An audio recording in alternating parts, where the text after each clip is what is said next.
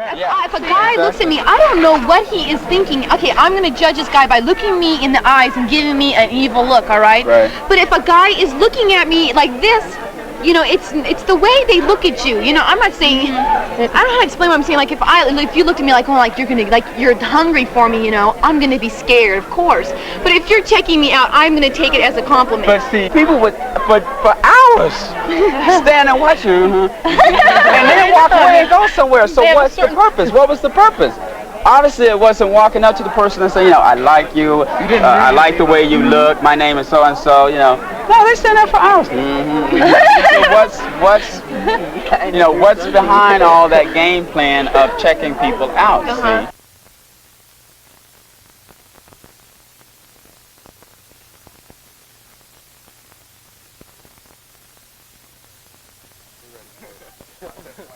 Yeah, I would too.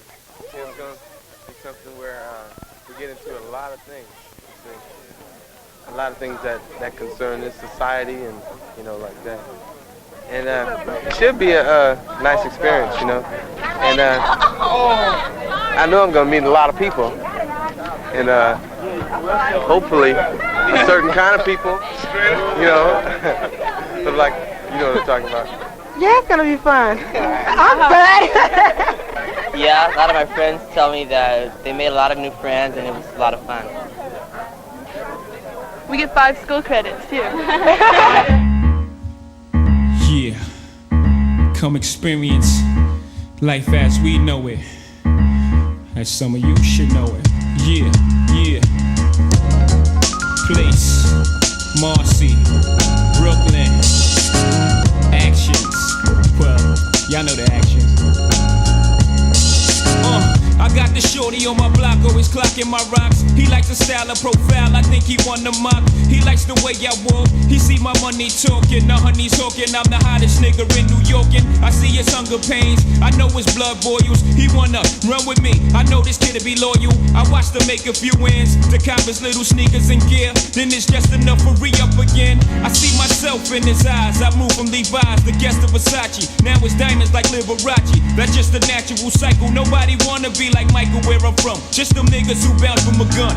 We out here trying to make hard white in the cold green. I could help shorty blow out like Afro Sheen. Plus I could relive my days of youth, which is gone. That little nigga's peeps, it's time to put them on. Come on, and hold my own weight up in my crown. Got to lock it down and when they rush, steer my ground. It's time to come on, stick up my chest and make some loot. Got to lock it down and when they rush, stand on my own too. I'm out here slinging, bringing the drama, trying to come up in the game and add a couple of dollar signs to my name. I'm out here serving, disturbing the peace. Life could be better like my man reclined in plush leather seats and selling weight. I'm selling 8 balls, 16, trying to graduate to push a quarters, y'all. I ain't gon' sweat him, I'ma let him come to me. If he give me the nod, then these niggas gon' see. I'm tired of being out here round the clock and breaking day and chasing crackheads up the block for my pay. I'm staying fresh, so chickens check. I'm trying to step up to the next level, pushing vets through the jets. Diamonds reflect from the sun directly in your equilibrium and stunned. I'm waiting for my day to come. I got the urge to splurge. I don't want a lifetime sentence, just give me the word. It's time to come on and hold my own weight up in my crown. Got to lock it down and when they rush, steer my ground. It's time to come on and stick up my chest and make some loot. Got to lock it down and when they rush, stand on my own too. Hey fella, I've been watching you clocking. Who me holding down this block? It ain't nothing. You the man, nigga. Now stop fronting. I like your style. Nah, I like your style. Let's drive around a while. Cool, nigga. Here's a thou. G, I ride with you for free. I want the long-term riches and bitches. Listen to me. You let them other niggas get the name, skip the fame. 10th hour, 100 G, keep your shit the same. On the low? Yeah, the only way to blow, you let your shit bubble quietly. And then you blow. Hey, keep it cool. The only way that people fool is let him show his hand, then you play your cards. Then he do dealing, I understand. Don't blow your dough on hotties. The only thing I got in this world is my word and my nuts, and won't break them for nobody. I like your resume, pick a day, you can start. From now until death do us part, it's time nigga. To come on. And hold my own weight up in my crown. Got to lock it down and when they rush, steer my ground. It's time to come on and stick up my chest and make some loot. Got to lock it down and when they rush, stand on my own it's time too. to come on and hold my own weight up in my crown. Got to lock it down and when they rush, steer my ground. it's time to come on and stick up my chest and make some loot. Got to lock it down and when they rush, stand on my own too.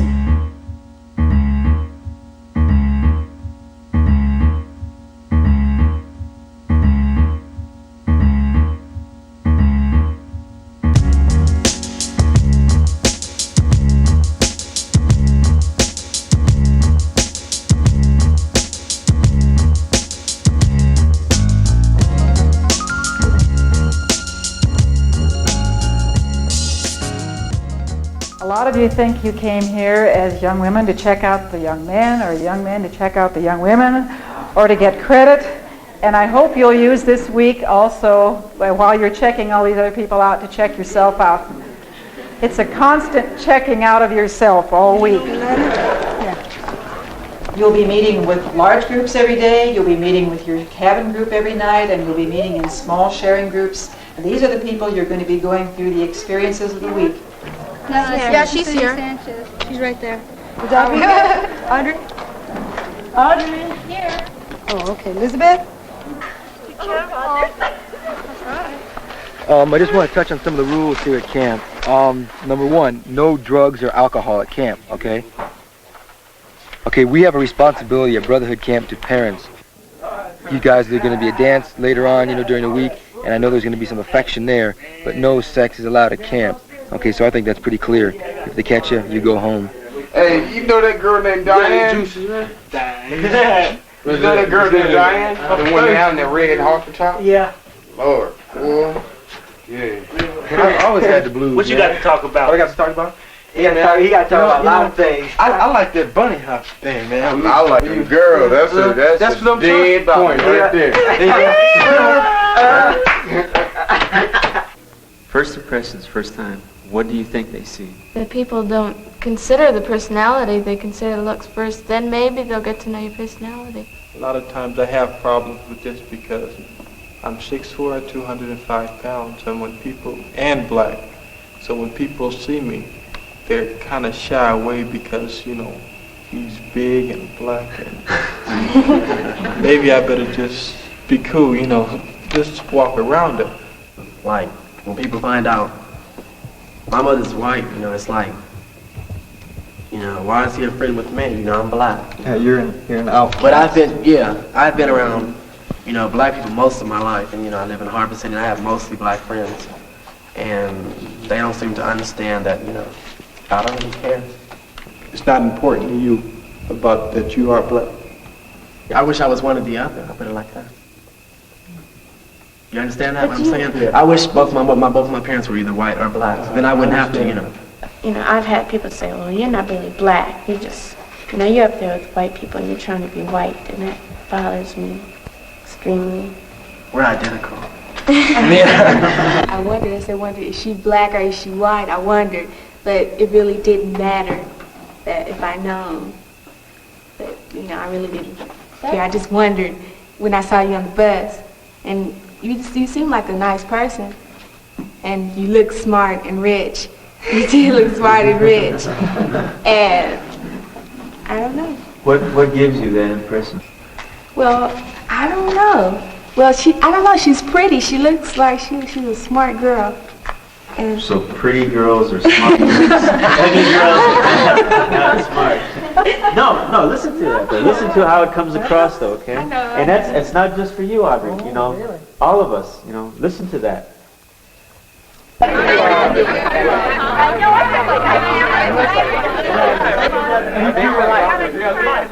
The tendency for some, probably the first day or two up here, is to get caught up with loving everybody and feeling good about everybody and all that kind of stuff, and that is important. Love obviously is a reality. It's a really significant one. And separation and distrust and prejudice and hatred is a reality as well. So tonight in the cabin meetings, have them begin to look at negative experiences that they have had with people of other racial groups. My biggest problem with other races is whites. Whites have always put me down. Whites have given me a hard time. I've lived in a white neighborhood all my life as an outsider, and I wasn't very happy there. I have a brother and a sister. My brother's white. Okay, I'm the darkest. My sister's like right in the middle. People look at her and flip a coin. Vic, have you ever wanted to take your brother's place, to be that whiter person? No, I've always felt good about being Mexican. What bothered me the most about my brother was that he was never hassled. He never had to bother with anything. Yeah. No one ever got in his case. No one ever called him names. The name I grew up with in junior high and high school was Vic the Spick.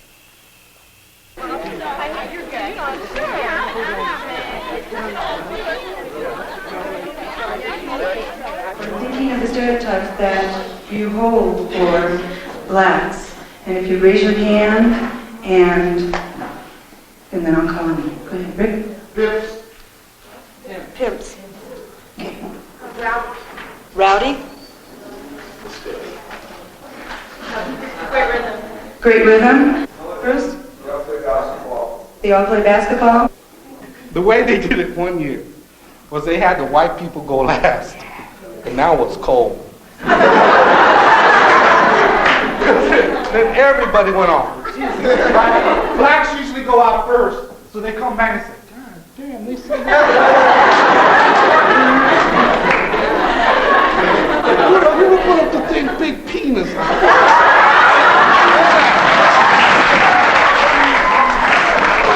There's an awful lot of black basketball players. You know, there are. It's because they have this natural thing within their blood that makes them want to play basketball? No. It's because black people have learned that one of the avenues out of the ghetto is to play basketball. You see that they flaunt it. David Thompson, when he first got his big contract, this huge contract worked out to $1,000 a minute. A minute. And people looked at that and said, oh, yeah, if brother could make that much money, I want a piece. Now, a lot of people got explanations for why blacks are good in sports in general. A lot of explanations. Some people say that the reason why blacks are so fast and jump so high is because their tendon and the muscle in the upper part of the thigh, which is the muscular part of the leg, crosses over the kneecap at a different angle, consequently hooking up to the lower part of the leg at a different angle, creating a different lever action, geometrically speaking. Therefore, nigger can run fast and jump high. Another one is that black people have bigger buttocks. Consequently, the back muscle in the thigh attaches to the bigger buttocks at a different angle, creating a different lever action. Therefore, they can run faster and jump higher. Another theory says that black people have a smaller cranial cavity. That's why they are dumb. Absurd. But whenever you get real mad, whenever the last straw has broke the camel's back, then you will all find out that you have an awful lot to say. And a lot of times it is stimulated by emotion. A lot of times that emotion to elicit a real honest response is anger. No. That made everybody mad. How do you think the Mexicans feel? And you know, and them are one of the most put down race there is. Although they got more talent, and I mean they got good talent. You know. So how do you think they feel coming back in and see this sheet of paper with somebody calling them wetbacks and dirty and illegal aliens and bad drivers and too big of families and welfare and all that? How you think they feel that, okay? I know they feel bad because they always have feel bad. They are one of the most low-rated race there is, you see?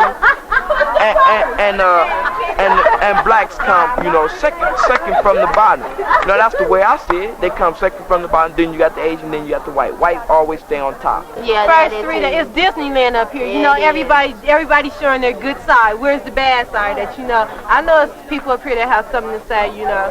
Tomorrow that's what I said in the meeting today. When we had our just racial meeting, more people could have talked with what they did. Everybody has something on their mind. Then when they get out here, they want to talk about it. It's not the time to talk about it. I mean, you can talk about it out here, but say what you got to say in there so you won't have it on your mind when you get out here. I'm ready to get into some stuff because I know a lot of people are sitting on a whole bunch of madness. And I'm talking about the brothers and sisters, the Asians, the Latin, everybody sitting on a whole lot of madness. I'm having my own prejudice. I can't trust white people worth a shit. What's that?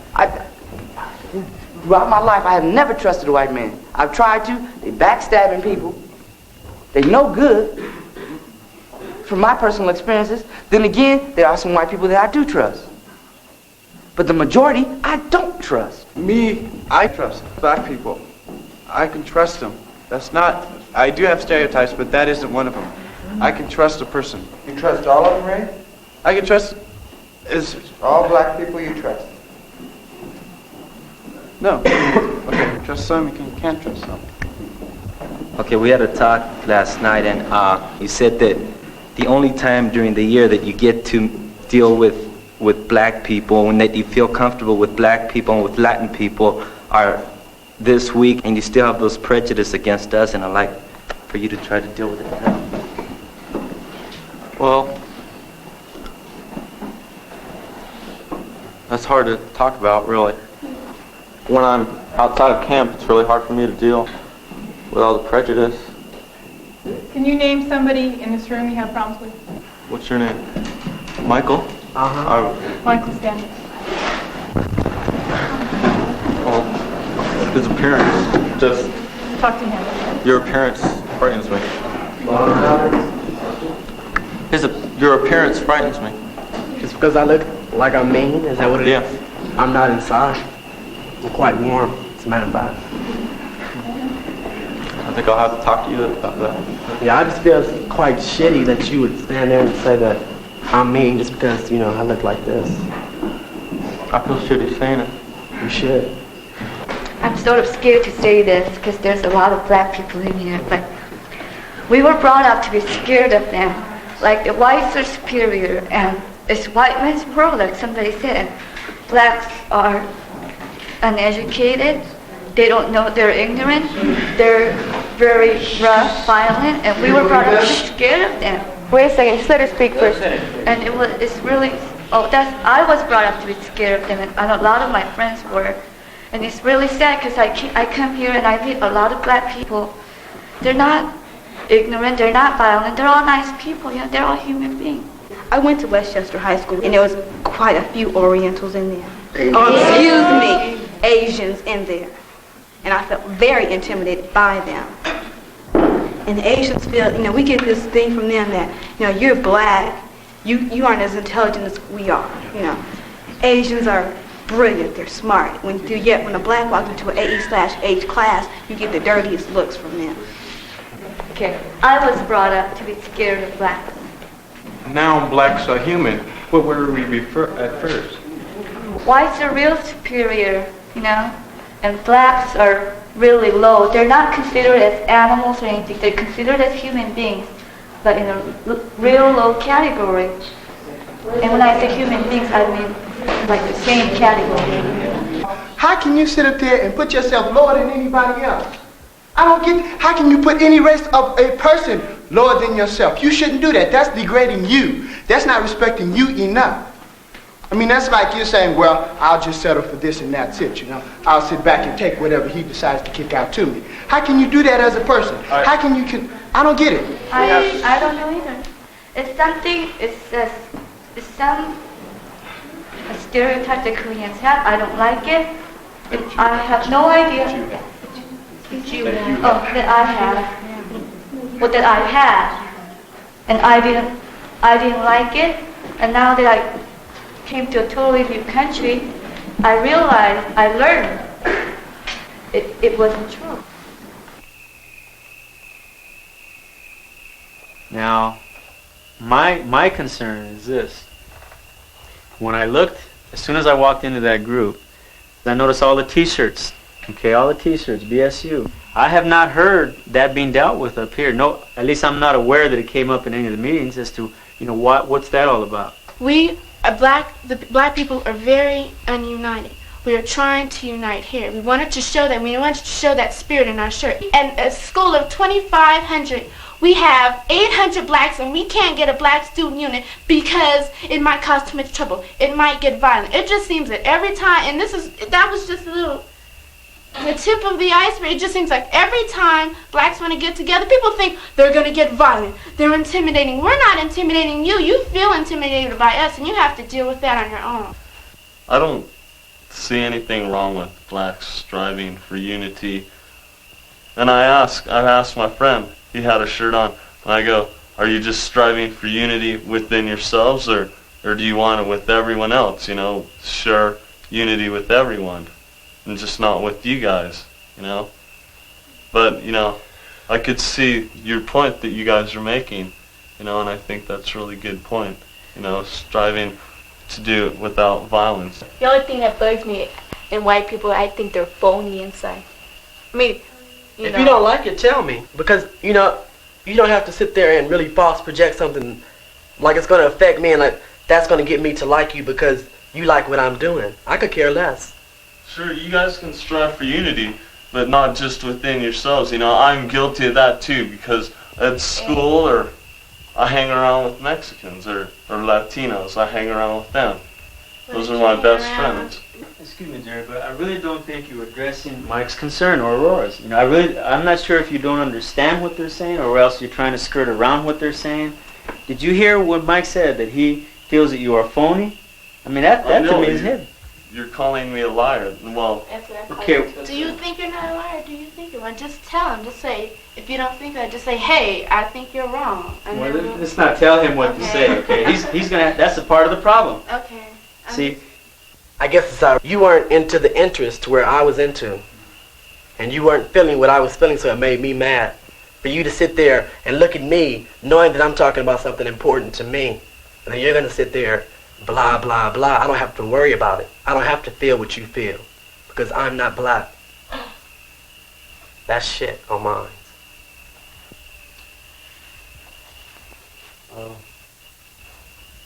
see the shirts. I guess that if you want to do that, that's your own thing. I don't care. You go ahead and do it. For me, I like hanging around with people I enjoy hanging around with. I really don't like to meet new people. It bugs me. There was never a barrier at all with Asians.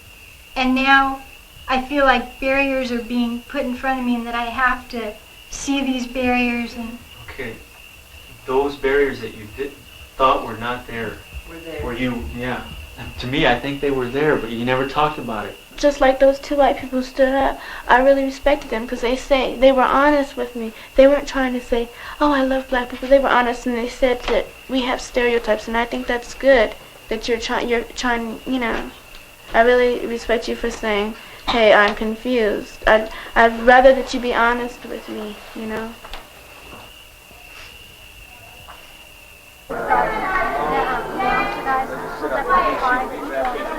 And having grown up watching television and all those the stereotypes and things that come across on the television that are picked up by your unconscious that your conscious mind doesn't know, you know, when are they going to come out in me? I don't even know they're there, but that was my only experience.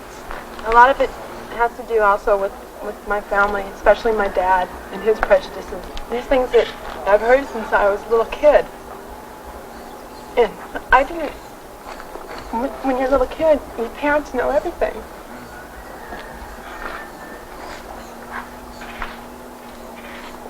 He hates black people. So I've always, you know, dirty niggers and you can't trust them. And so even though I've met people here, there's still that fear or something when, you know, when I see, even when I'm here with black people, even though some of them I've met are beautiful people, it takes a lot more courage to go up to talk to one of them than another white person or even someone who's Latino or Asian. It takes so much more courage, and I just realized that today.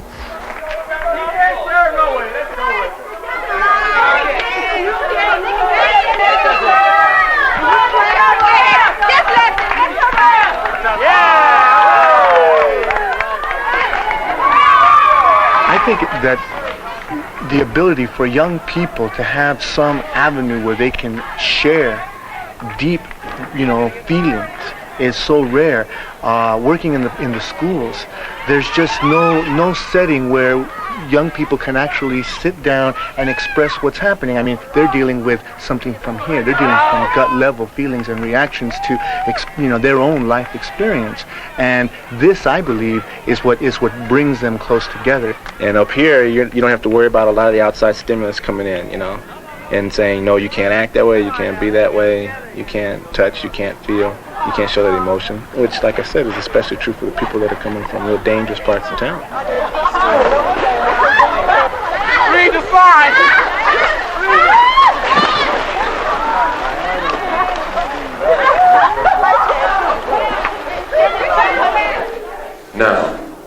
want you to, everybody please turn to the left. Everybody turn to the left. Okay. Now listen, you guys are the noisiest, no talking people. Okay, everybody's turned to the left. Now, I want you to put your hands on the waist of the person in front of you. If there's a big space, if you can't reach, close up the circle. Close up the circle. Inner circle, how you doing? Huh? Let's tighten the circle up now. Come on. I want you to very slowly sit on the knees of the person behind you. 1, 2, 3.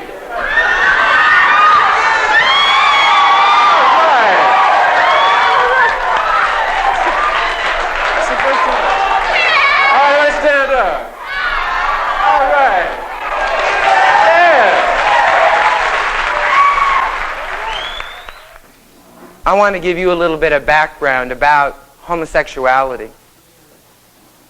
We are doctors, we are lawyers, we are plumbers, we are teachers, we are ministers, we are priests, we are mechanics, we are all kinds of people. What is that word that most gay men are called by those of you who aren't gay? We've heard it all over this camp. Faggot. I'd like to tell you a little bit about where faggot came from, that word faggot. In the Middle Ages in Europe, homosexual men were rounded up by the city fathers, by the church fathers. They were tied up and stacked like cords of wood in the town square, and they were set afire and burned alive. And if you look in the dictionary, faggot means a piece of burning wood. Now that was in the Middle Ages. But in the 1930s, the first people to be rounded up in Nazi Germany and sent to the concentration camps were homosexuals. I'm going to close now and we'll go to questions and answers.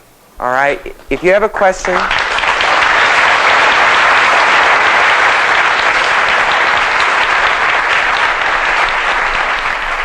This is something that's been with me for a while. I want to know, would you like the whole world to be gay? We aren't interested in recruiting people. In the first place, people can't be recruited. If you are heterosexual, and you know you're a heterosexual, then you're just not going to be interested. I mean, it's just that simple. And it's very easy to just say no. Personally, me, if you want to know how I feel about the whole situation, I think it's sick, you know.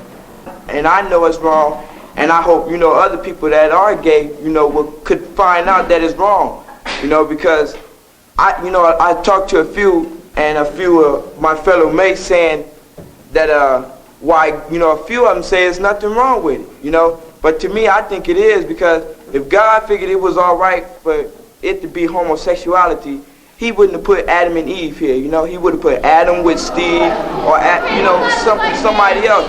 He wouldn't have made it like that, you know. It's sick. That's all I'm saying. It's sick. Now, you are a Christian, you say. I want you to understand that I'm not hearing any love coming from you.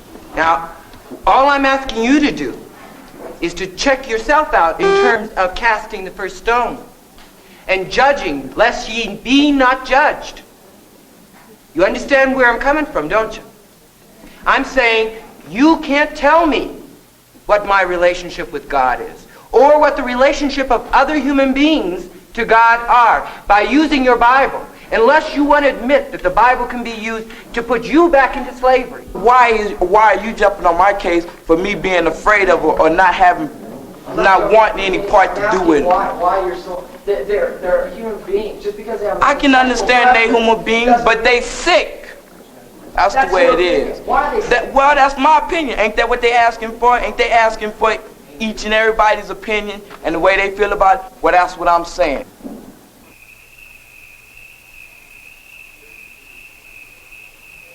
I'm here for you to deal with your own fear. Fear of homosexuals, fear of being perceived of homosexuals, and see how that limits your relationship and defines you, your friendships. I relate that thing, not my fear of homosexuals or not, but my fear of being close with other men. Yeah. Because being close would make me more homosexual or something. And I'm aware of the fact that my relationships, close ones, are with women, and I have a tough time getting close with men. And that includes my own brothers. I mean, I'm conscious of the fact, when I meet my brothers, I have a feeling I want to kiss them. Yet at the same time, I think that's like too flaky, who's going to, what's that going to do to our relationship? What's that going to do to people looking at us? I can't. My brother, he'll come and he'll jump on me and hug on me, and I can take it for a few minutes. After a while, I gotta tell him to get away because I can't deal with it. What's your little brother's name? Joel. It doesn't feel good when Joel comes running up to you and jumps on you and he's glad to see you? After a few minutes, I got to get... After a few minutes. But for those first few minutes, how does it feel? I don't know. It's hard to say. It's all right. It's even just a quick one and goodbye. You're his big brother. I'm his big brother. You're right. He loves you. I can understand that, but I can't deal with that touching. I can't deal with it. That's the way Joel is telling you that he loves you, man. Yeah, but I love Joel, but I can't deal with it. What do you So how are you going to let him know? You're both the victim of a gigantic practical joke that society has been perpetuating. All of you men in here that can't feel that you're losing your masculinity when you hug a man.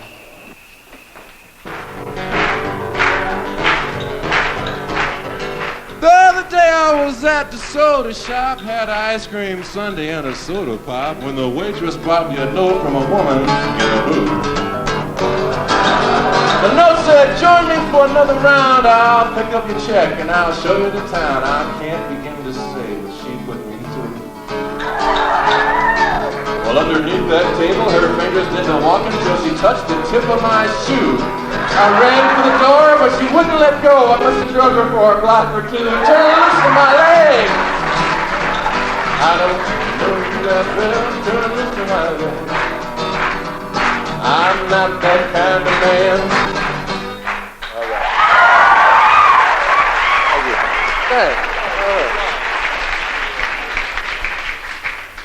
All right. It usually starts as a yawn, right? Sort of a stretch.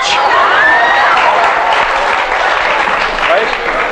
You guys know about that. You still do it. And then, it's the fingers just sort of brush past the shoulder. And if you get by with it, they brush past again and stay. And, depending upon where you are.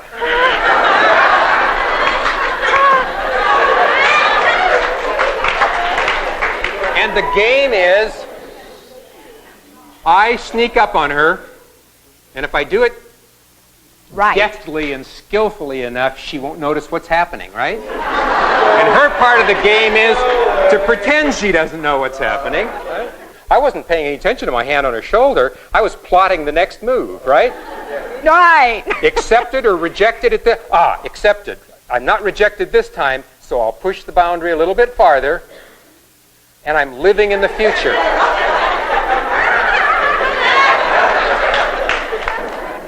What I'm hearing is the dilemmas that we shared with you about our years at your age haven't changed a lot, and you guys are still dealing with the nice girl, naughty girl, and the guys measuring their masculinity by how they come on.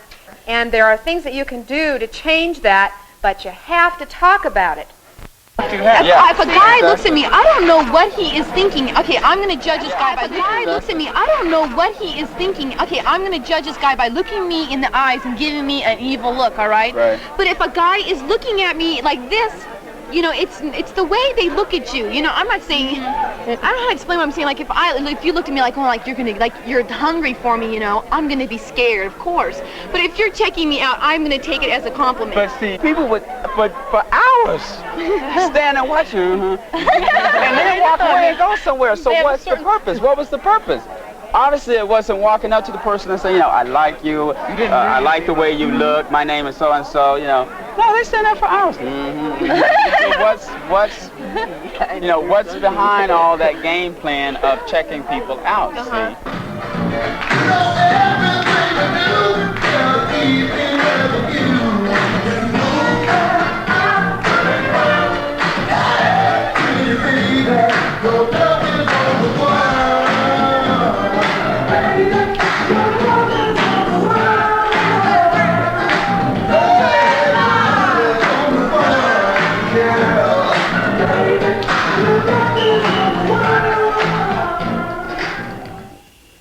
it's quite obvious if you're telling a joke about women, you're not sensitive to where women are.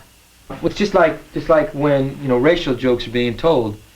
As a man, you are in the same position that a white person is when you deal with racism. You got the power. No, see, I was just trying to get some laughs, you know. I'm not worried about it. Okay, you can get jokes, Calvin, without making them sexist. Why'd they have to be sexist?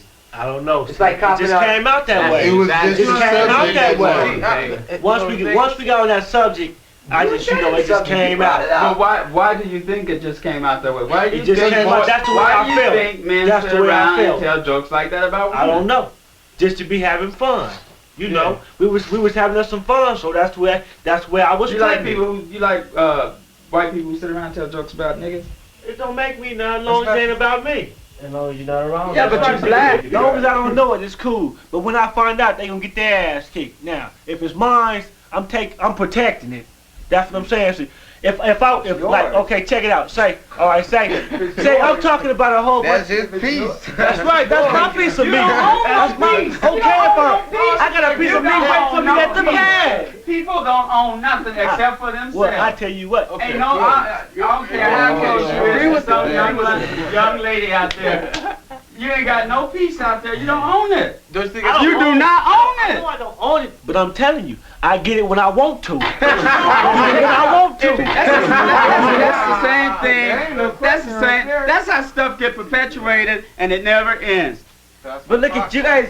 You young men talking about us teenagers be doing the same thing. Talking about, yeah, we gotta get a piece of ass and this and that. You young men, you grown-ups, you guys be doing the same thing too. I don't. Somebody else might, but look on you guys' background. You gotta be saying. You see that fine yeah, when I was in high school, I did the look same thing, but I came to some type of realization. Okay, all right. At what age did you come to this realization? Okay, man. Man, listen, I'm talking, man. You're gonna tell me.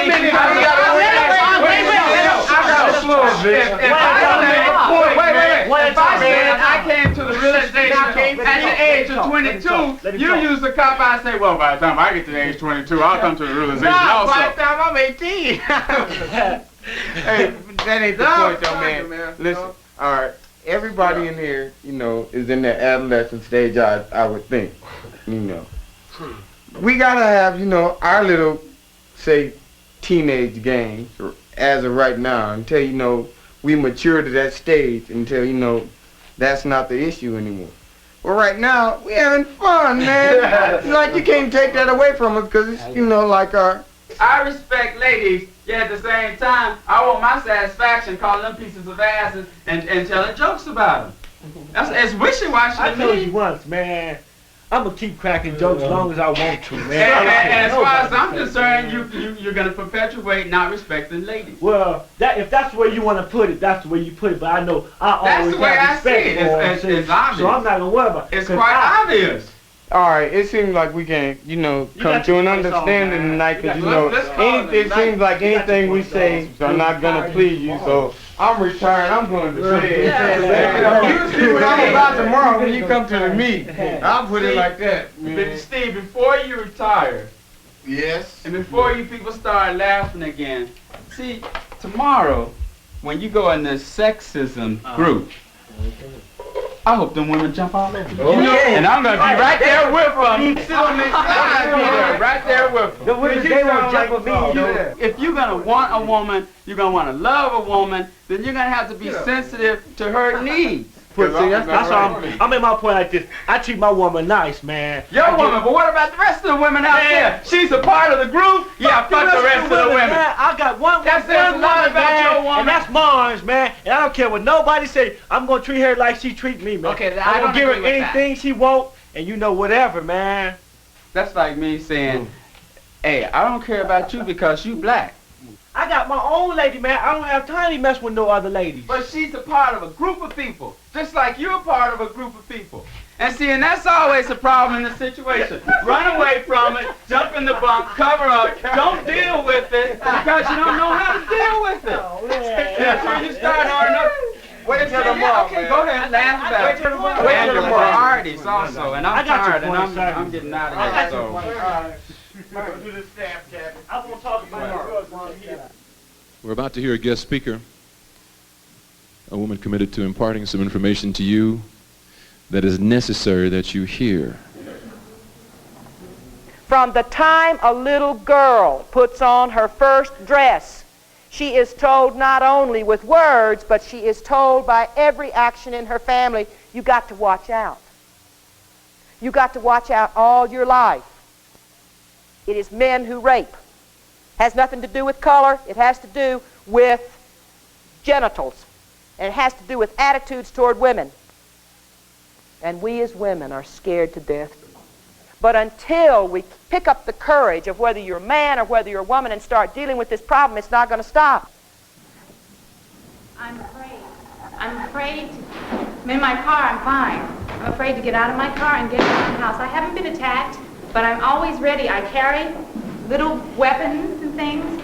Once I get into my house, if there's no one, I know there's no one there, I walk through every room, I turn on every light, I look in every closet. I mean, this could take a long time to do, but I'm always afraid anytime. Betty Brooks brought up, you know, think about the times that you have been violated, you know.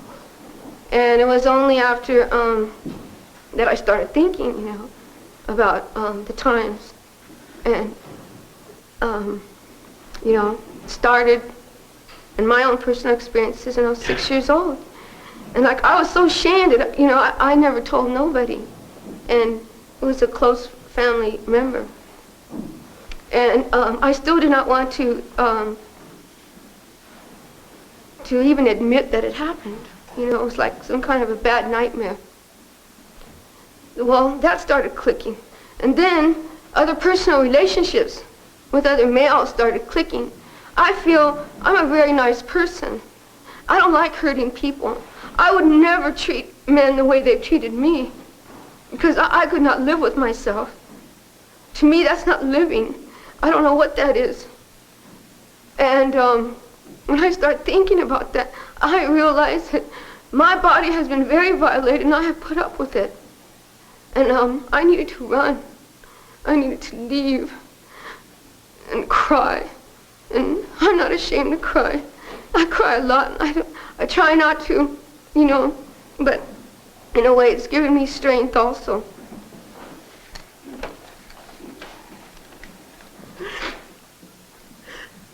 My father's been remarried for 5 years, and his wife had a son and daughter. And her daughter and I shared a room. And her brother used to walk in his sleep. I'd wake up and he'd be touching me. And I never knew what to do. I told him to leave, and he'd wake up and not know what he did. And he still told me he wanted to touch me. Yet I couldn't tell anybody for 2 years. I don't trust him, whether I'm sleeping or whatever. I don't know. I can't.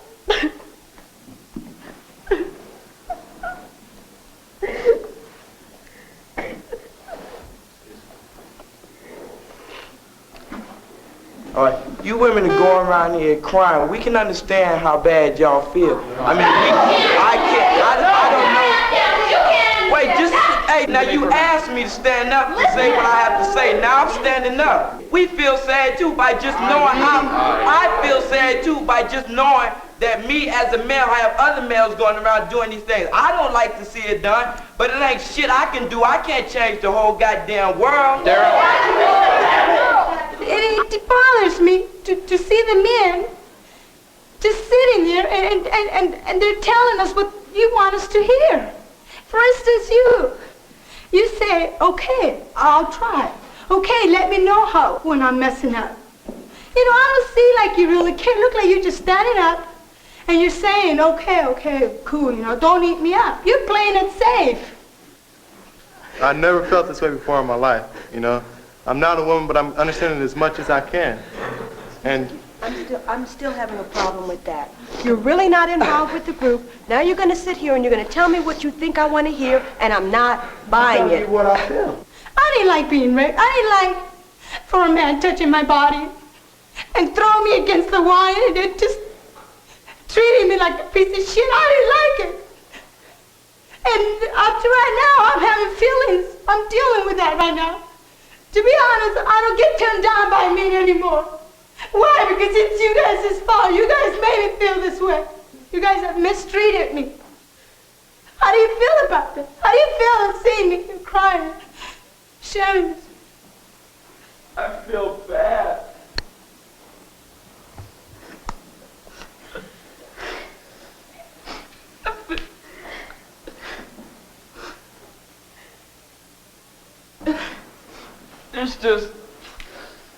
There's just so, I don't even know how to say it. I want to be a man so much because people have said that I have to be a man. And I want to be strong, and I want to be masculine, and I want to be big, and I want to be physical. Yet at the same time, it's only because somebody has said that I have to be, and if I'm not, I'm not. I'm a sissy or a faggot. And then I hear what women go through in terms of being raped and violated. It's just,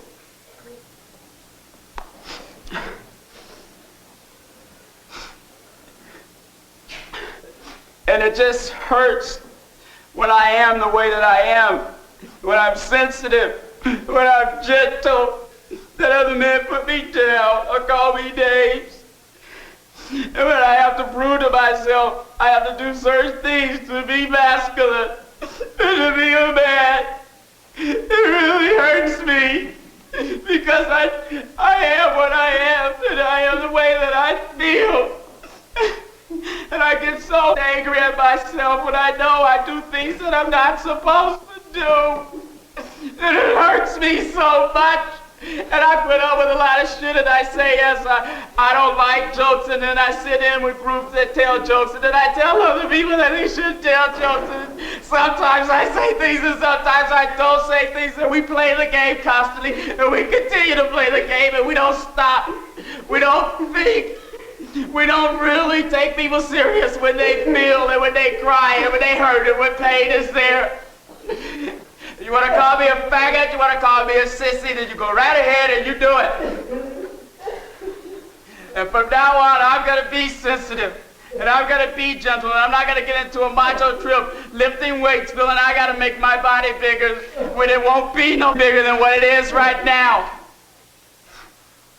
And I'm going to be a man because I am a man. And that's me. And if I want to feel gentle, if I'm feminine looking, that's just the way it is.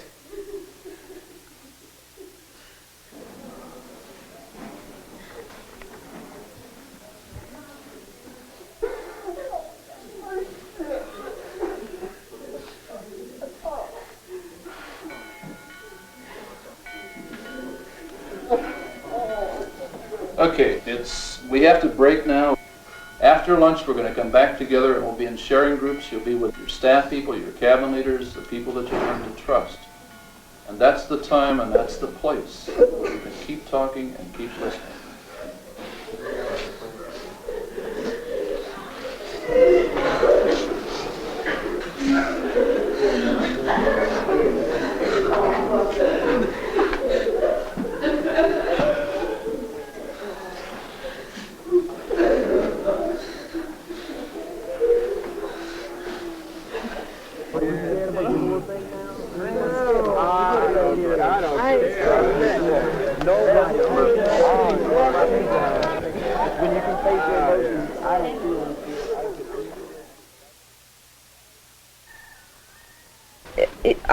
This whole day, about memories left and right, and I never really paid attention to.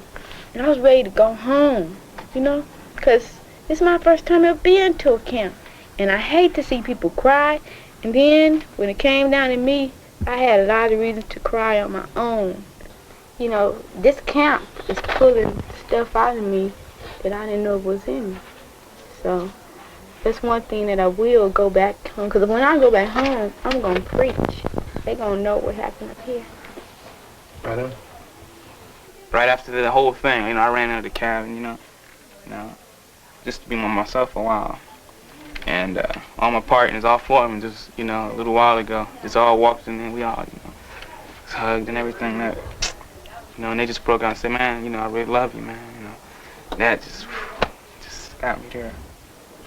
I think black men are the most stereotyped. I think we have to be tough. I mean, we have to really be tough. We have to kick people butt in public and stuff. We have to be loud. We have to do a lot of things. And why do you think you have to do all of this? I don't know. Survival? Survive. I mean, if you're not tough, I mean, I know in my neighborhood, I'm not a gangbang, but I have to wear blue jeans. I have to, you know, look people in the eye. When people look at me, I have to look them in the eye, and I have to make, you know, be clear what their intentions is before I could be friends with them. And that's, I'm not a violent person, but I just in fear of my life. I mean, down there, we don't usually have that much stuff going on, you know. Right. But when I came up here, hey, they got to me. They just got to me. They got to me good too, good. And that's the way I like it, because I was feeling real good after that beat. When you were speaking, I was listening real close how you were speaking, and it hurt me. It hit me hard. Hey, I straight cried. I couldn't help it. I couldn't hold nothing in. Hey man, I liked it. And I feel like I was deprived of that like all them years. You know, when I was hugging you, I was really concentrating on what I felt. You know, my eyes were closed and I was really trying to get in grips with my inside, you know. And like, hey, it feels good, Mike, you know, live this experience, you know, and you really can't know. Yeah. It really did feel good. It was a little painful. My rib cage was kind of hurting me a bit, but you squeezed it kind of hard. One young lady said, well, the men are not crying in here, so I don't know how they feel. I felt for her, but I couldn't do anything about it unless I started with myself first, because I cracked some jokes about women myself. I was feeling really hurt, like to the point where I couldn't say nothing. I just couldn't talk. What was hurting you? The pain that all the women were going through, and everything. And it's just. So how do you feel now about the things you have done? Like your jokes and your comments and your whistles or whatever. Really shitty about that. I feel I'll get the people better. American women, you know, they're powerful. You know, they're confused.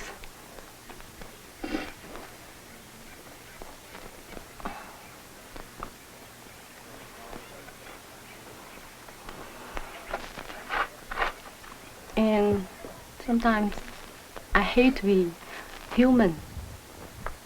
You know, too much trouble, too much problem. And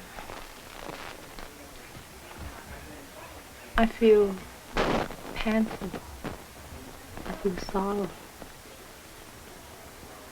And I don't know how to do, and I just sit there and cry.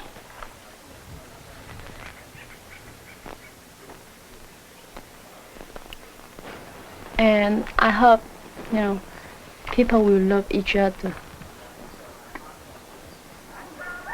No more divorce. No more fighting. No more wars. Get peace. Yeah, thank you.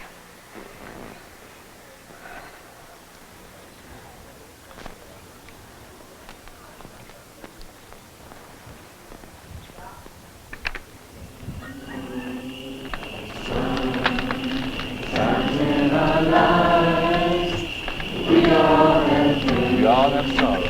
We all have sorrow. But if we are wise, if we are wise, we'll advance. Always tomorrow. Lean on me when you're not strong, and I'll be your friend. I'll help you carry on, for it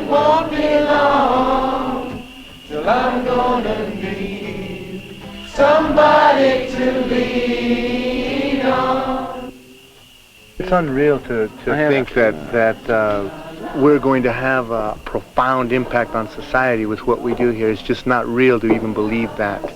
But the reason that I keep coming back is that we do touch people. Even if 5 or 10 people will act on whatever issue they were dealing with, I feel it was well worth it. Now we're not going to touch all of the 180, and maybe we won't even touch 5. But I strongly believe that some of these young people are being touched by what we're doing.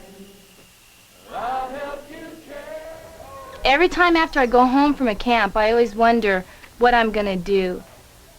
And the first month, I stick to everything I learned. Then the second month, it's okay, I'll give in here and I'll let this slide, you know. And that's a real important thing I think we should discuss, is going back down this mountain to reality. Okay, because here people are willing to listen to you. And I'd be lying if I told you that people down there like that, you know. And I want to tell you that you may go down there with all these stories. It's a hard thing to describe. There's one thing, Dad, that I really always wanted to say this to you, Dad, but I never did. And I'd really like to say it to you now. Yeah, where? I'd really like to have some eye contact with you, Dad. Dad. I'd like you to stand up for a minute, Dad. Just please. For what, man? Just for me, Dad. Would you please stand up? Damn, what they teach this for? There's one thing, Dad, that I always wanted to say to you, and I feel like now's my time to say it. Dad, I love you.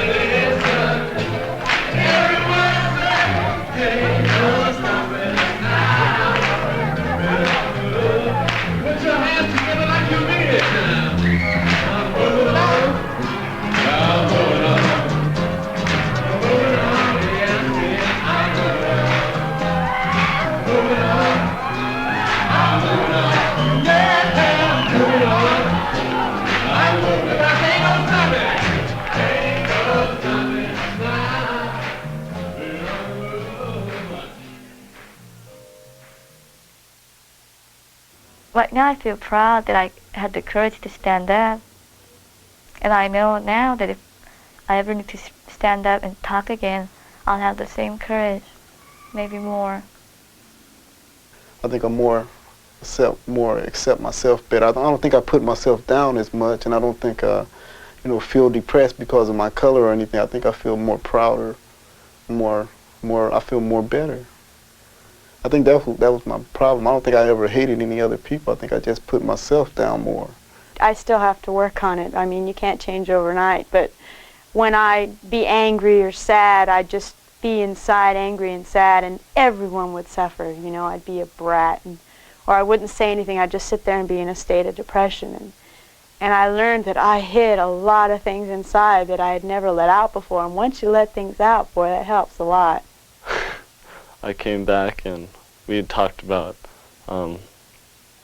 rape and how girls feel about catcalls and stuff, and that was one of my friend's favorite pastimes, and we'd go out and he'd whistle at girls and stuff, and and we were out, and he started whistling, and I go, hey, what are you doing, man? I mean, don't you got any respect for him? I mean, they're human, you know, they don't need that. And he goes, hey, what'd that camp do to you? What'd they teach you up there, you know? And that's what I think I mostly needed to improve on, was the way I treat women. I think I respect them more. I think I understand them. Yeah, that's what I do. I think I understand them a lot more, because I never understood them at all. They never would communicate with me. They communicated with me, but they never would really point out what they wanted or what they needed, or I never knew. I had never had any idea what was going on in their head before that. But now I'm still, you know, not really on top of it, but at least I can try and cope with them more. Oh yeah, I think camp changed me.